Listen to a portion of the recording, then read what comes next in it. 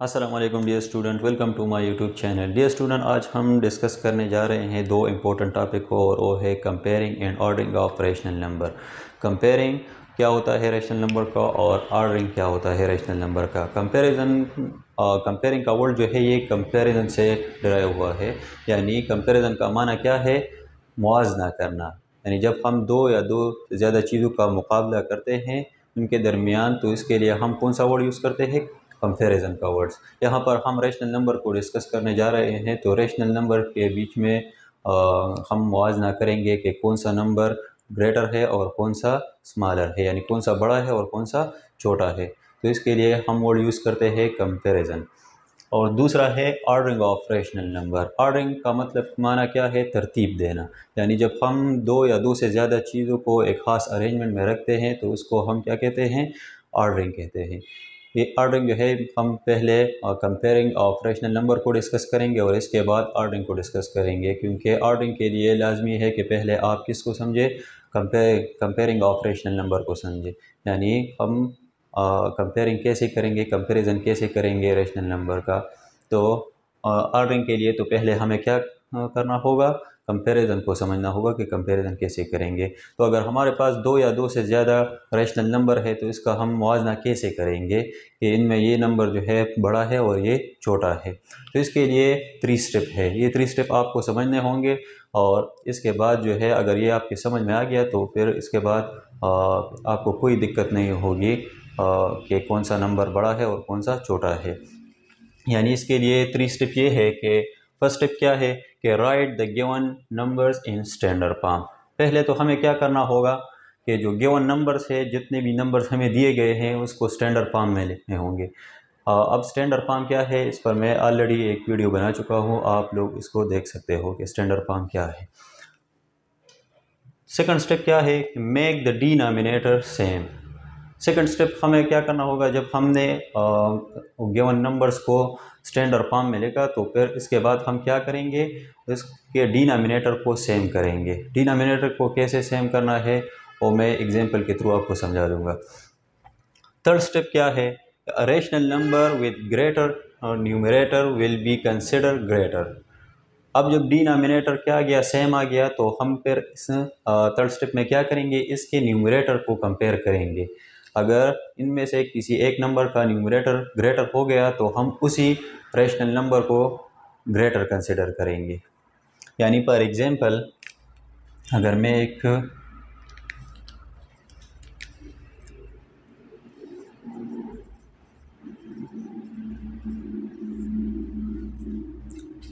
3 rational number ले लूँ, 3/2, 7/5 और 9/8।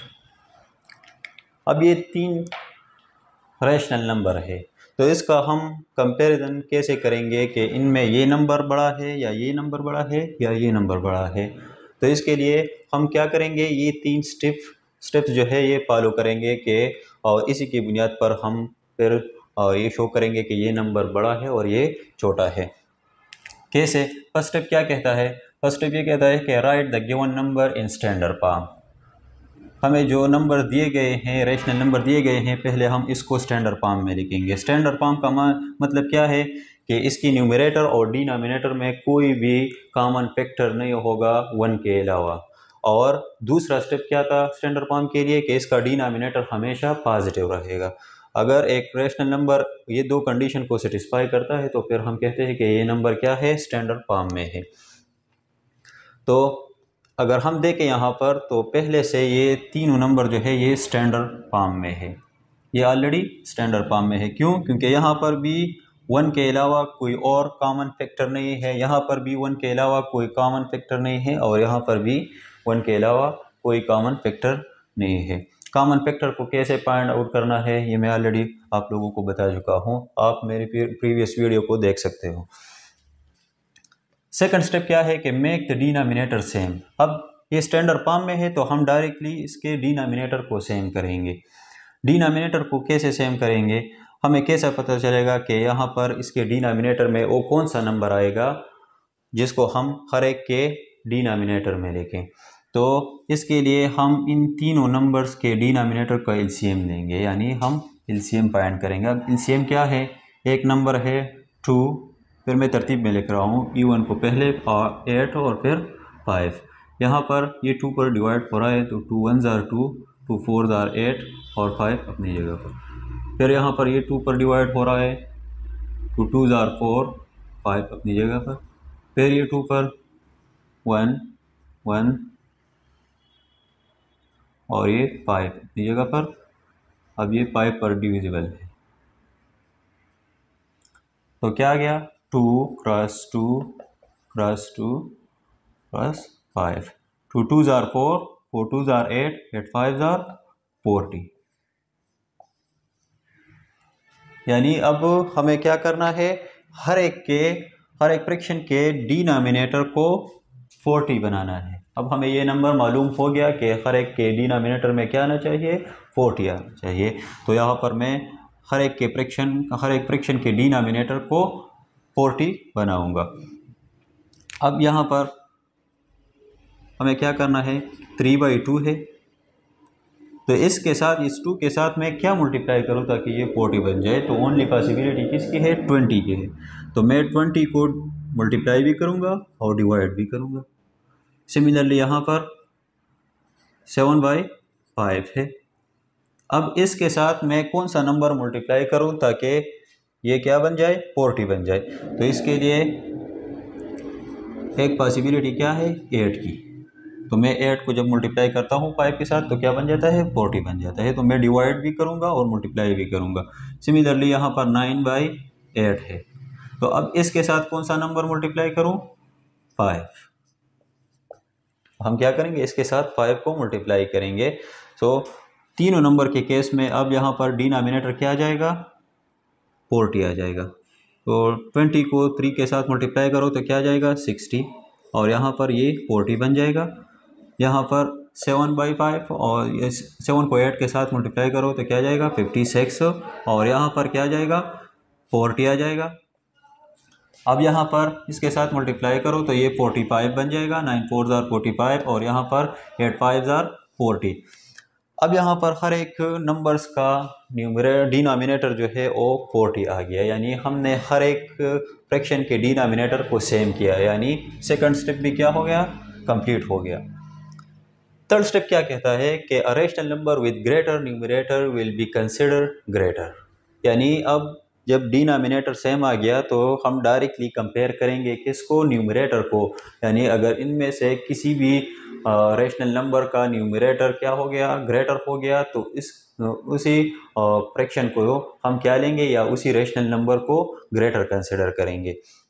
अब यहाँ पर हम डायरेक्टली देख सकते हैं कि 60 क्या है, 60 is greater than 56 and 56 is greater than 45। तो मतलब क्या है कि 60 ग्रेटर है किससे, 56 से, और 56 ग्रेटर है 45 से। अब जब ये 60 ग्रेटर है तो 60 को मैंने कौन से फ्रैक्शन से लिया है, इस वाले से। तो मतलब क्या है कि 60 और 40 ये ग्रेटर है इससे, 56 और 40 से, और यहाँ पर ये ग्रेटर है इससे 45 और 40 से। तो 60 ओवर 40 ग्रेटर हो गया किससे, 56 ओवर 40 से, और ये ग्रेटर हो गया 45 ओवर 40 से। अब जब ये ग्रेटर हो गए तो ये नंबर जो है, यानी ये फ्रैक्शन हमने कौन से नंबर से डिराइव किए हैं, इनसे, इनसे और इनसे। तो हम इसी की बुनियाद पर डायरेक्टली यहाँ पर कंपैरिजन करेंगे कि ये नंबर ग्रेटर है और ये छोटा है और ये सबसे छोटा है। तो मतलब क्या है इसका कि अब 60/40 हमने किससे डिराइव किया है, इस नंबर से। तो मतलब 3/2 इज ग्रेटर देन, अब 56/40 को हमने किससे डिराइव किया है, इस वाले से। तो 7/5 से ये ग्रेटर है, और ये ग्रेटर है किससे, 9/8 से। लास्ट वन कौन सा बचा, 9/8। अब 3/2 ग्रेटर है किससे, 7/5 से, और 7/5 ग्रेटर है 9/8 से। तो इसी तरह हम रैशनल नंबर का कंपैरिजन कर सकते हैं। बाज़ औक़ात कुछ नंबर इस तरह दिए गए होंगे कि या तो इसमें कोई कॉमन फैक्टर होंगे न्यूमरेटर और डिनोमिनेटर में, और या इसका डिनोमिनेटर क्या होगा, नेगेटिव होगा। तो इसके लिए पहले फिर आपको क्या करना होगा, इस फर्स्ट स्टेप को कंप्लीट करना होगा, क्योंकि वो स्टैंडर्ड फॉर्म में नहीं होंगे। तो पहले आप इसको स्टैंडर्ड फॉर्म में लिखेंगे, स्टैंडर्ड फॉर्म के बाद फिर आप इसके डिनोमिनेटर को सेम करेंगे, और डिनोमिनेटर सेम करने के बाद इसका फिर आप न्यूमरेटर का कंपैरिजन करेंगे। न्यूमरेटर का कंपैरिजन क्या है, क्योंकि न्यूमरेटर में सिंपल क्या आ जाते हैं, इंटीजर आ जाते हैं। जिस तरह हम इंटीजर का कंपैरिजन करते थे, इस तरह हम न्यूमरेटर में भी क्या आ जाएंगे, इंटीजर आ जाएंगे, और डायरेक्टली हम इसका कंपैरिजन करेंगे।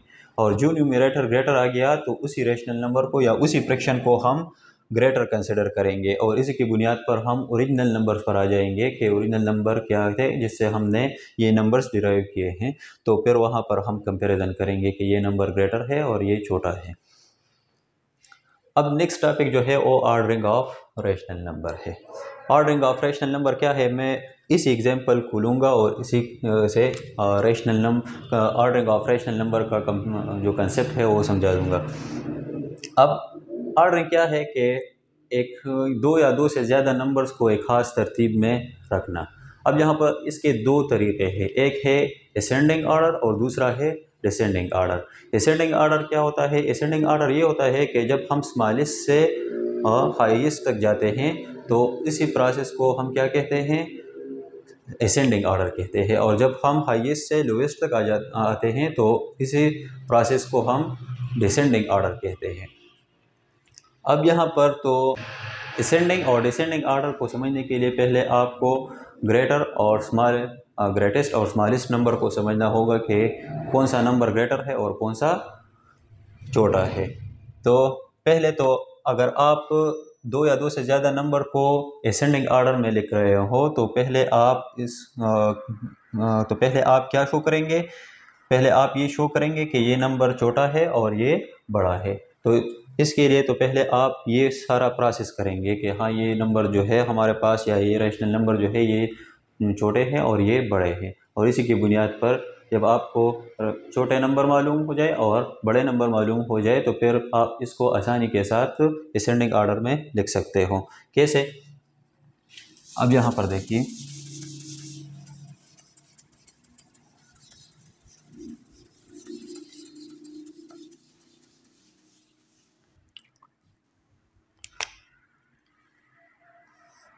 यानी असेंडिंग ऑर्डर का मतलब क्या है,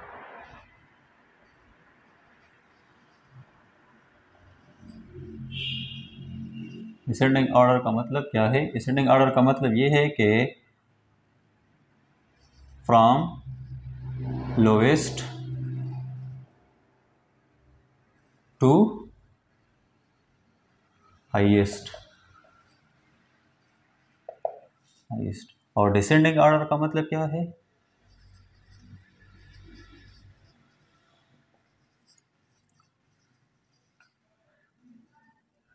फ्रॉम हाईएस्ट टू लोएस्ट। अब यहाँ पर असेंडिंग ऑर्डर का मतलब ये है कि फ्रॉम लोएस्ट टू हाईएस्ट, यानी हम स्मॉलर से जाएंगे और कहाँ तक, लोएस्ट तक जाएंगे, यानी फ्रॉम लोएस्ट टू हाईएस्ट मतलब ये कि हम लोएस्ट से जाएंगे कहाँ तक, हाईएस्ट तक।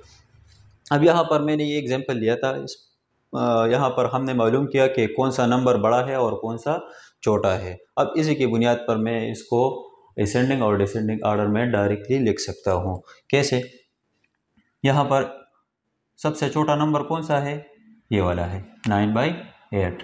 तो 9/8 को मैं पहले लिखूँगा। डिसेंडिंग ऑर्डर ये है कि स्मॉलेस्ट से ग्रेटेस्ट तक। तो अब स्मॉलेस्ट नंबर कौन सा है, 9/8 है, पहले ये लिखा, फिर 7/8 लिखेंगे, 7/5 लिखेंगे क्योंकि ये इससे बड़ा है, और 3/2 इन सब से बड़ा है, तो ये लास्ट में आ जाएगा 3/2 आगे। तो ये कौन सा फॉर्म है, असेंडिंग, या कौन सा ऑर्डर है, असेंडिंग ऑर्डर है।